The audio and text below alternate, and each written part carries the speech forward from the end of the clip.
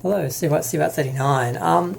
Well, I've been doing a lot of thinking today, and someone was in my my comments, criticizing me for basically supporting or repeating the fandom Menace's views and things. And I guess I have to acknowledge something. I kind of have to distance myself from them because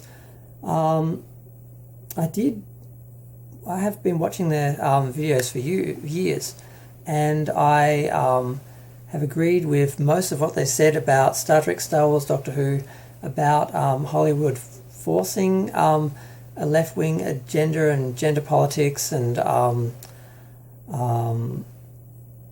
just a lot of like the woke agenda. And SJWs are a thing. I used to be one a long time ago. I've kind of gone more to the center now, but I do believe these things exist, and I do believe a lot of their criticisms are valid, but I'm starting to question their motivation. I'm looking at a lot of their videos, and they're very pro-Trump and pro-right-wing, and everything now that everyone says becomes about politics, and there is no escapism anymore. You can't watch TV without somebody's agenda. It's either the left wing or the right wing. It's usually the left of Hollywood, but like the extreme left, and if it's not them, it's the extreme right.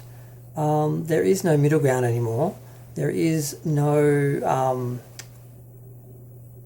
rationality or sanity anymore. You're either good or bad, us or them, and you just can't win. I find myself stuck in the middle where I'm not going to join the left, the extreme left, and just denounce everyone and everything, and sort of push that sort of that agenda and the gender politics and all the stuff they've been doing. I'm a gay man. I've always wanted equality, representation within reason. I don't expect every TV show to be full of gay people because that's not realistic. We're only 5 to 10% of the population. I think it's closer to 10. I don't expect every show to have me in it, but I just would like the ones where it makes sense for me to be there and have no one to have an issue with it. I feel like I'm kind of balanced in the middle, but I just keep finding myself bashing up against each side. You've got the left-wing people, like I said, trying to get you to join their cult of wokeness, and then you've got the right, the extreme right, basically vilifying everyone and making Trump into this savior and God. I mean, there was all the talk about QAnon a while ago, and I did a video about them, and they actually attacked me and got my video taken down because I commented on them. That's how toxic it is at the moment. You can't talk about anyone without being their enemy or without them being attacked. Unless you're absolutely pro for them, you can't question them or talk about them objectively because they've got to put you on one side or the other. It's just crazy. And like the fandom Menace, some of these people now, the more I listen to them, the more just pro-Trump right-wing they sound, and they're anti-lockdown, anti-mask, COVID hoax, all of that stuff.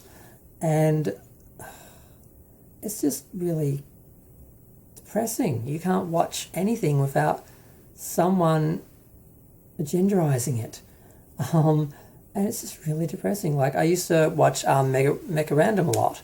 I still kind of do. But there was a point where she was upset about the Ghostbuster. What was his name? Suddenly forgetting his name. Rick Moranis.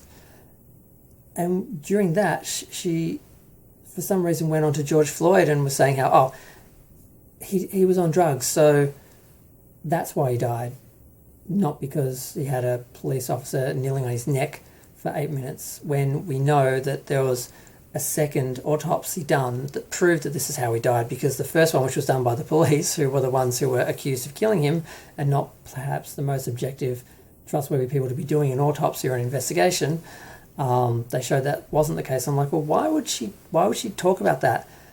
like, why do people always go to the other side? And it's like, oh, someone's talking about this, so I have to disprove it and throw shade at them. Everyone's doing it. Everyone's doing it. Mr. H, someone directed me to a whole series of his Instagram messages and things to prove to me how racist he is. Not saying he is racist, but people were sort of saying, "Why are you surprised? Have you not been reading his? Have you not seen him before?" And I'm like, I didn't follow him, so no. I just saw a couple of random videos which I accidentally clicked on because I thought they were Midnight's Edge ones, and then I kept watching because I kind of liked his accent, and that's sort of it. Purely superficial gay reasons. And I did find some of his comments kind of bizarre. And then, he was going on about how the stats in the UK were fake, and that it was sort of just there to fool the people, and that people are going to die anyway. And you have people like they're old, so it doesn't matter. And then you have people like Robert Meyer Burnett, who way back in, I think, May, when the George Floyd protests were on, was saying, just the protesters, basically they're all rioters, just shoot them all. And they're not backing down from that and getting backed up by other people. I mean, the list of these sort of situations just go on and on and on. I mean, God, the granddaddy of them all would be Jeremy from Geeks and Gamers, but at least he has the balls to say, yeah, I'm for Trump, yeah, I'm right wing, it's my thing. And look at all the supporters he's got. He's huge. And I'm thinking a lot of people are trying to emulate him without actually admitting what they're doing, because they don't want to lose. Because you commit to one side, you lose the other side. You commit to Trump, you lose everyone else. You denounce Trump, you lose all the Trump supporters in half the country, basically. So there's this realization, I think, people in entertainment have had, that you need to pick a side and really play to that base if you want to get views and clicks.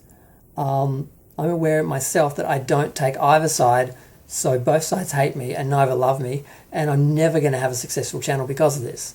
But I'm not going to compromise what I think and what I feel. I'm going to keep saying what I think and feel, and if both sides reject that and I get nowhere, fine, at least I'm speaking my truth. I'm not pandering to either side, and that's what I think people are doing on both sides. And it's just really sad. The Fandom Menace is the easiest sort of group to sort of recognise for this, because they've probably been the loudest out of everyone rallying against the other side. So then when they go and do the same thing for the right, what they're criticising the left for, it's just really, the irony is just really obvious, whereas plenty of other people are doing the same thing, like Jessie Gender. I just saw some guy was telling her the truth, that, well, in my opinion, the truth, that Star Trek Discovery doesn't really adhere to canon. It just makes references like, member berries, as I refer to them in the Fandom Menace, because they don't really understand or know the canon. They don't care about it. They just do, throw the member berries in because they think that's all fans need, because they just don't have any respect for fans and for canon or any of that. And she was saying this guy was basically mansplaining to her. I'm like, what does his sex have to do with anything? What does that have to do with anything? How is he mansplaining? Is it just a matter of you just being male and speaking is enough for you to be accused of mansplaining? Like, everyone does it. Everyone attacks the other side. No one looks at anyone objectively. They're always the enemy. So the left do it, the right do it. I just watched Jessie's video on her sort of mild acknowledgement of her disappointment, and I think perhaps a realisation that maybe Discovery is not as well written as she thinks, because they have done a totally reductive approach to the trans characters in the show, where they're not actually trans in the show.